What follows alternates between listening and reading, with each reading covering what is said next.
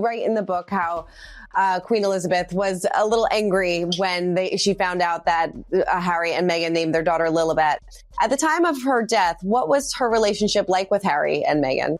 Well, actually, on that point, and I think there has been a lot of attention given to that part of the book, which I understand. But what I was writing about there, the root of the issue was not the Queen naming, the Harry and Meghan naming their daughter Lilibet.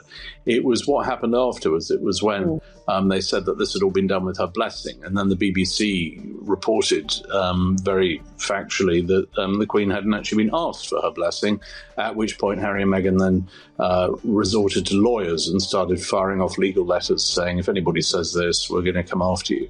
At which point, they then tried to enlist the palace to support their version of events, and the palace didn't. And you know that it was creating this sort of furore where one didn't need to exist, and then trying to get the Queen to endorse a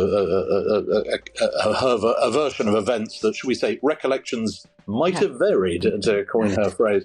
That was the nub of the her anger on that point. But she was, she adored Harry. She always did. She always thought of Harry as she had great sympathy for number two child. Generally, she'd watched how her sister Margaret, how difficult it was for her being a second child. Her own father was a number two child. I mean, he only inherited the throne because his older brother abdicated.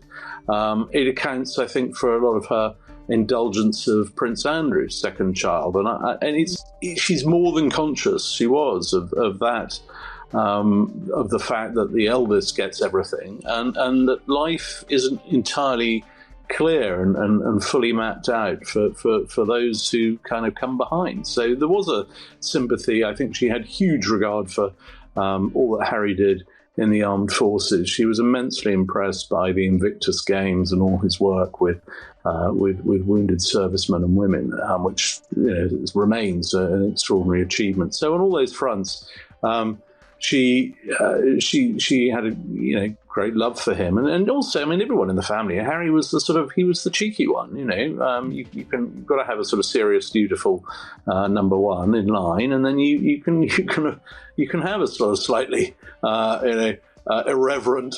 I mean, you look at some of those videos he did, the video he did with the Queen for his Invictus Games, those sort of things. I think only Harry could have got away with that, got her to do it, and no, I mean, there was a great bond. She adored all her grandchildren and all her great-grandchildren the same.